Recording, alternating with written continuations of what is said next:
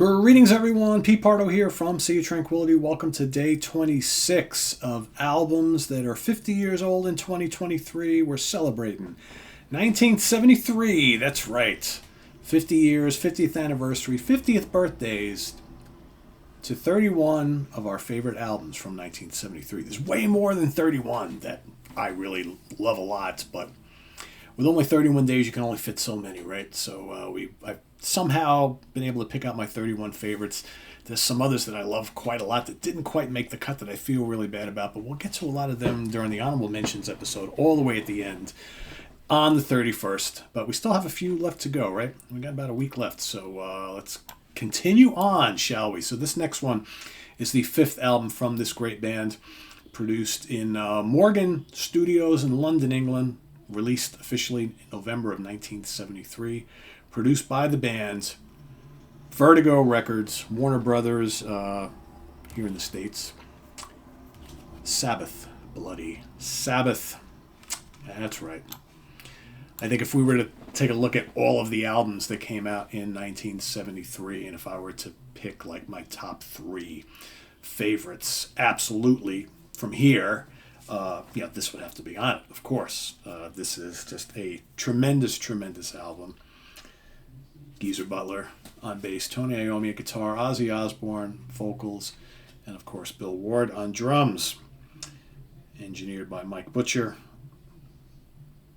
Yeah, this is a classic, classic album in the Sabbath canon.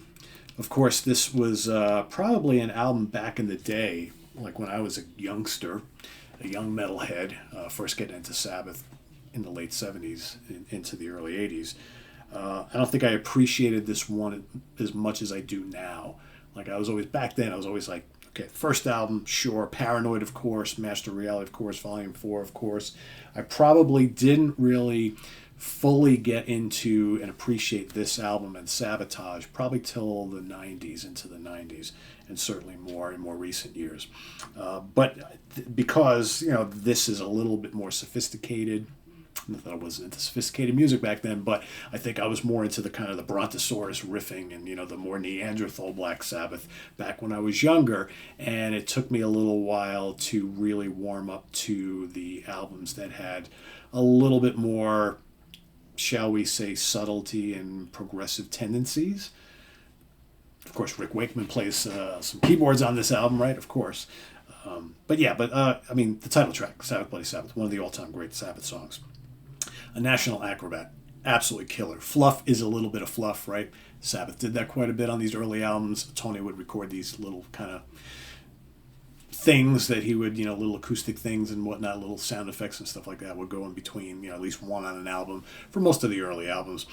Sabracadabra, tremendous, really intelligent, like guitar parts on this album, and perhaps one of Ozzy's greatest vocal performances in the early part of Sabbath, I think, is on this album. He's singing much higher pitch on this particular album, and I think he's showing a lot of range. He would never quite hit some of these highs again. He would do it on Sabotage, but that was basically it. Killing Yourself to Live, good, mid-paced, dark song. Like that one quite a bit. I'm not a big fan of Who Are You? Never really care for that much. I don't know. It's just kind of repetitive, and I don't know. It's not quite heavy and just kind of odd. I don't dislike it. I don't hate it. But I'm not a huge fan of Who Are You? Looking for Today. That's good. Kind of vibrant. Kind of memorable. Got a nice little hook, right? Sabbath could write some hooks when they wanted to.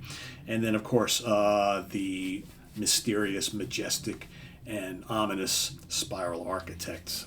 A great song. Just an absolutely great song. And, this just goes to show you where the guys were at that time, right? It's a pretty cool picture of the band there. But one of my favorite album covers in the Black Sabbath catalog, they don't have a lot of great album covers, but this one is absolutely masterful, as is the back. Always loved it as a kid, still dig it now. So, this is fantastic. Just fantastic stuff. A classic album from Black Sabbath. Of course, I talked about it just recently on the top 25 great 6-album runs in rock history. Of course, Sabbath was one of them for me. I mean, the first 6 albums, to me, in Sabbath's catalog are, almost unmatched in heavy rock music, just from Black Sabbath all the way to Sabotage. Just tremendous. They have lots of other great albums, but man, those first 6, bust out of the gate with that, can't beat it. But yeah, I love this album. So yeah, that's my pick for today, day 26. Let us know what you think of Sabbath, Bloody Sabbath, in the comments below, as well as your pick for today, as we only have a handful left. So we'll keep rampaging through. I got some cool stuff yet to come, and then lots of cool honorable mentions to talk about. So visit us on the web at www.seaoftranquility.org. We're on Facebook. We're on YouTube. All together, all the damn time. Please subscribe if you haven't already, and click on that notification bell so you get alerted of all of our content as it posts. And please do hit the like button before you leave, as well as if you're interested, we got the links to our Ko-Fi page down below for channel donations, as well as our merch page for all sorts of cool Sea of Tranquility stuff. So thanks for watching, everybody. I am Pete Pardo. See you tomorrow morning for another album that is 50 years old in 2023. And we'll see you then. All right. Bye-bye, everybody.